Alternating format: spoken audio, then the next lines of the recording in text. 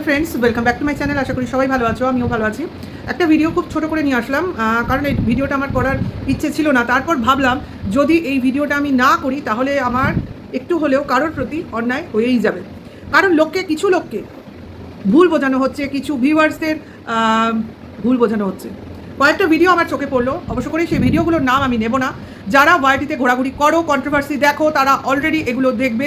অবশ্যই অ্যান্টি ভিউয়ার্সদের কাছ থেকে টিনার এই যে ফ্ল্যাট কেনা, এই যে একটা উন্নতি, এই যে একটা স্টেপ এগোনো ছেলে নেওয়ার জন্য, সেটা কিন্তু কেউই নিতে পারছে না পজিটিভ ওয়েতে। কারণ এটা কিন্তু তাদের খুব আতে ঘা লাগা বিষয় হয়ে দাঁড়িয়েছে। অ্যাকচুয়ালি এদের লাগুক আর না লাগুক, লেগেছে কোথায় সেটা নিশ্চয়ই তোমরা অলরেডি বুঝে গেছো। আসল জায়গা, কারণ সেখান থেকেই পুরো ব্যাপারটা কন্ডাক্টেড হচ্ছে। তার জন্যই তো সব শিয়ালের মুখে একটাই রাগ, একজন নিউজ মার্কেটে নিয়ে আসছে, এবার সেখান থেকে সবাই আস্তে আস্তে ছড়িয়ে দিচ্ছে। দেখো ব্যাপারটা একটু খেয়াল করে দেখো। আসল নিউজে আসার এতদিন তোমার ওই বাংলাদেশি একটা কুলাঙ্গার ছিল, যে আর কি এইসব খবর সামনে নিয়ে আসছিল। হ্যাঁ, অ্যাকচুয়ালি হয়তো সেই এনেছে পিছন দিয়ে, সামনে দিয়ে নয়। কারণ এইসব গল্পের গরু গাছে তোলা, ফলস নিউজ তৈরি করা, গুজব ছড়ানো একমাত্র নাম্বার 1% সেই। যাই হোক, এবং এই অ্যান্টিভিরাসদের সঙ্গে যে সেও একদম সমান মাত্রায় চলে, তাদের সঙ্গে যোগাযোগ আছে, এর কিন্তু কোনো সন্দেহ নেই। কারণ অলরেডি একটা বাংলাদেশি স্ক্যামের ব্যাপারে, একটা পর্নোগ্রাফির ব্যাপারে যেহেতু বিভিন্ন নাম চলে আসছে, সেই জন্য সে এখন ফোরফ্রন্টে অতটা আসছে না।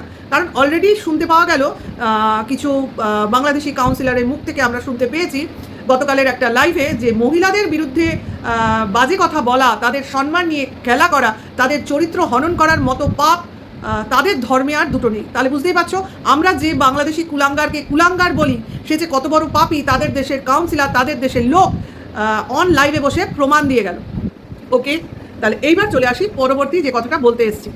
আচ্ছা, এই ঘটনাগুলো যখন সে এখন আনতে পারছে না, ঠিক আছে, মানে এই ধরনের গুজব, তখন সে কি করছে?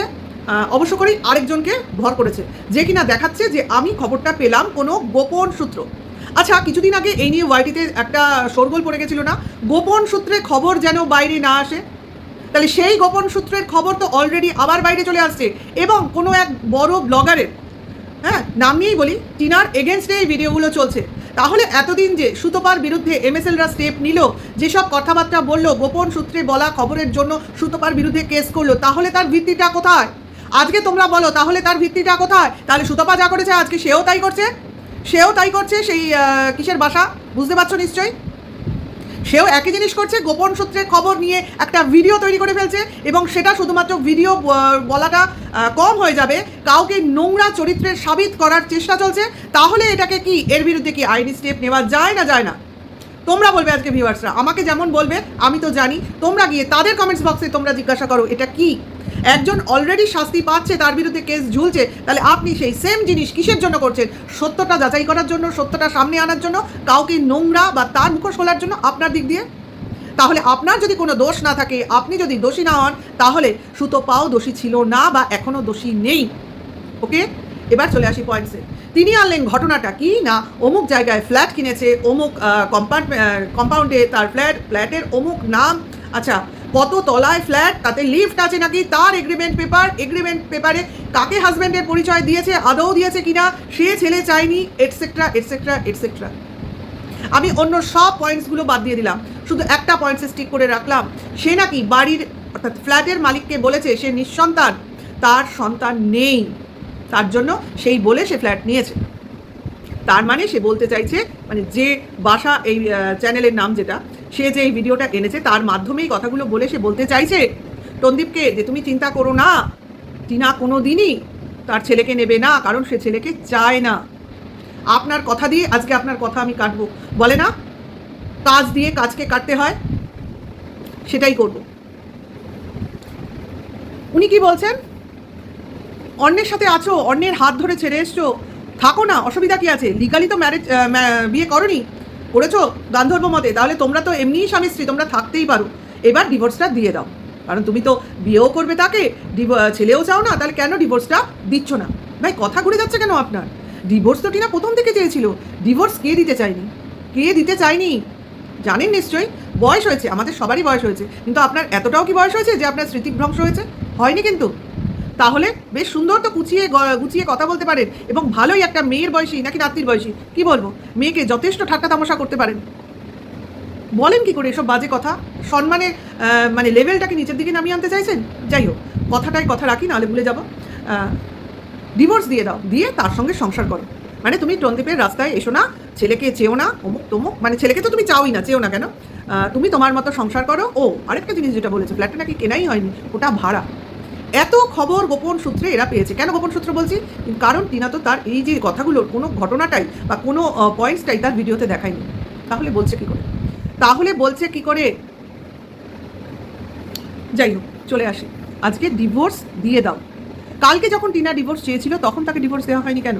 সে তো কিছুই চায়নি, সে চেয়েছিল ডিভোর্স, এবং ডিভোর্সের পরে সে ছেলেকে দাবি করতো, কাস্টাডি কেসটা সঙ্গে সঙ্গেই চলতো। জানেন নিশ্চয়ই, আপনারা জানেন সবই, শুধু ভিউয়ার্সদের বোকা বানান। যেভাবে দাবি করেন যে আমরা ভিউয়ার্সদের বোকা বানাচ্ছি, আমাদের বোকা বানাতে হয় না, কারণ আমরা তাদের বিশ্বাস করতে বলি না। আমরা বলি না, দেখো বন্ধুরা তোমরা আমার কথায় শোনো, আমার কথা মানো, বলি না কিন্তু। বলি তোমাদের চোখ কান সমস্ত খোলা আছে, তোমরা সবার কথা শুনছো, তোমরা তোমাদের বুদ্ধি বিবেচনা দিয়ে বিচার করো, দেন নিজেদের সিদ্ধান্ত নাও। ভালোবাসার লোক এইভাবে তৈরি হয়। তার জন্যই টিনার পাশে যারা দাঁড়িয়েছে প্রত্যেকে শিক্ষিত, প্রত্যেকেই নিজের বুদ্ধি বিবেচনা নিয়ে দাঁড়িয়েছে। কেউ অশিক্ষিতের মতো শুধু একটা ফ্যামিলি দেখে, তাদের আদর আল্লাহ দেখে তাকে সাপোর্ট করতে দাঁড়িয়ে পড়েনি। একটা চোর ফ্যামিলি, তাকে নাকি সাপোর্ট করবো? একটা চোর ফ্যামিলি, বাজে টাইপের ছেলে যে কিনা বউকে ডমিনেট করে রাখে, সেই সংসার ছেড়ে এসছে বলে সেই বউটা হয়ে গেছে আজকে পরকীয়ার রানী, পরকীয়ার ব্র্যান্ড অ্যাম্বাসেডর, তাই না? সমস্ত প্রমাণ দেবেন আপনারা, প্রমাণ আপনাদের কাছে তৈরি রাখতে হবে, কারণ এত সহজে কেউ কাউকে ছেড়ে দেবে না, যা অবস্থা এখন তৈরি হয়ে গেছে।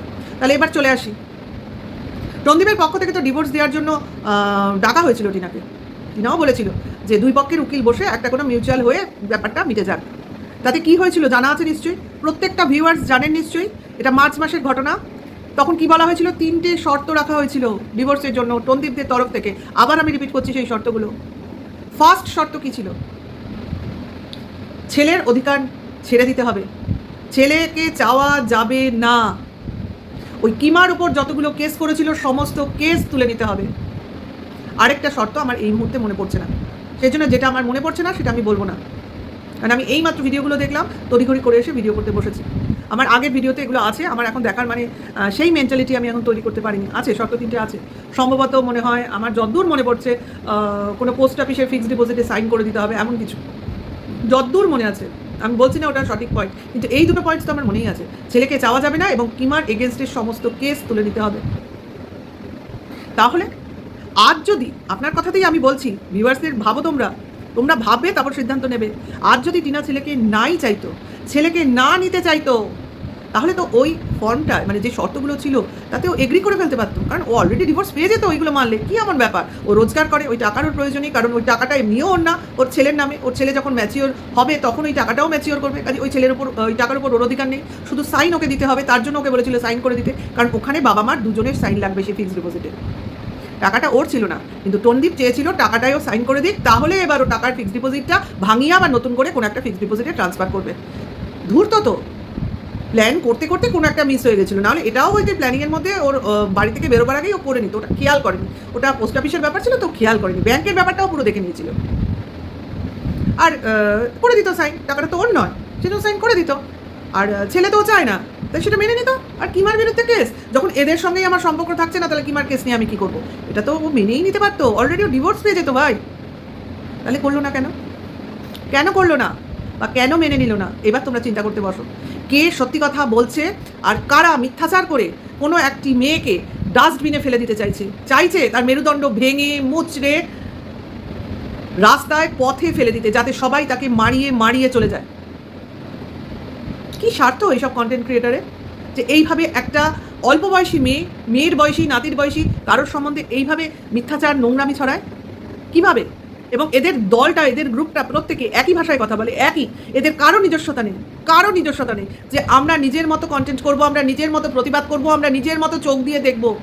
কোনো একটা জায়গা থেকে সব জিনিসটা পরিচালিত হচ্ছে, যে এইভাবে আপ হয়ে যাচ্ছে, কাজে আবার ওকে টেনে হিঁচড়ে নামাও। পারবে না ওকে নামাতে, সম্ভব নয়। ভিউজ দেখো, দুটো পার্থক্য করো, দুজনের স্বামী স্ত্রীর ভিউজ তাহলেই বুঝতে পারবে কাকে লোক প্রেফার করে, কাকে লোক মন থেকে ভালোবাসে। তোমাদের উপর পুরোটা ছেড়ে দিলাম। এই ভিডিওগুলোর জন্য এই একটা ভিডিও আমার করতে হলো, এবং এটা আমি সকালেই ছাড়ার ইচ্ছা আছে। দেখা যাক কত তাড়াতাড়ি আমি এডিটিংয়ে বসাতে পারি। আমি চেষ্টা করছি খুব তাড়াতাড়ি এটাকে পাবলিশ করতে, তোমাদের সামনে নিয়ে আসতে। যেভাবে নোংরামি ছড়ানো হচ্ছে, সেই নোংরামির প্রতিবাদ ভিউয়ার্সদেরই করতে হবে। আর যারা অন্ধ তারা তো ওই নোংরামি নিয়েই বসে থাকবে। কিন্তু আমি তাদেরও বলবো, ওই 3টে শর্তের কথা তোমরা ভুলে যেও না, মনে করো। ও যদি এত তাড়াতাড়ি এই ব্যাপারটা থেকে নিস্তার পেতে চাইতো, তাহলে কিন্তু ও নিস্তার নিয়ে নিতে পারতো। শর্ত মেনে নিলেই তো সব পেয়ে যেত কি না। সুখে সংসার করতো, যার হাত ধরে বেরিয়ে এসছে এরা বলে, যার সঙ্গে অলরেডি বিয়ে হয়ে গেছে এরা বলে। সব প্রুফ এটা যেন রেডি রাখে, সব প্রুফ রেডি রাখে। বললে হবে না তো মুখে, আমার সপক্ষে প্রমাণ চাই। আমি বলছি সবাই এক কথা বলে, সবাই কন্ডাক্টেড হয়। আমার প্রমাণ হচ্ছে সবার মুখে দেখো এক কথা, একই ভাষা, একই জিনিস কী করে সবার মুখে হয়। অথচ দেখো আমাদের যারা আমরা টিনার পক্ষে থেকে ভিডিও করছি, কারোর ভার্সানের মিল খুঁজে পাবে না। কারণ আমরা অ্যাকচুয়ালি কারোর দ্বারা পরিচালিতই হই না, কারোর ভিডিওই দেখি না। আমি তো আমার ভিডিও যে টপিক্সে করবো সেটার আগে আমি কারোর ভিডিও দেখি না, কারণ আমি চাই না আমার কথা কারোর দ্বারা প্রভাবিত হোক। হ্যাঁ, আমার ভিডিও পাবলিশ হয়ে গেলে আমি অলরেডি দেখি তখন আমি যেটা বলছি সেটা সঠিক কিনা, নিজেকে নিজে যাচাই করি। এইটুকু সততা নিজে দাবি করতেই পারি। যদি ভিউয়ার্সদের আমার এই প্রতিবাদী ভিডিওটা ভালো লাগে, অবশ্যই লাইক, কমেন্ট, শেয়ার করো, এবং অবশ্য করেই নেক্সট ভিডিও ওয়েট করো। মনে হয় লোডশেডিং হবে, ওই জন্য স্পার্ক করলো। Tata, by. আর অবশ্য করেই নতুন হলে সাবস্ক্রাইব করে আমার সঙ্গে থেকো। টাটা।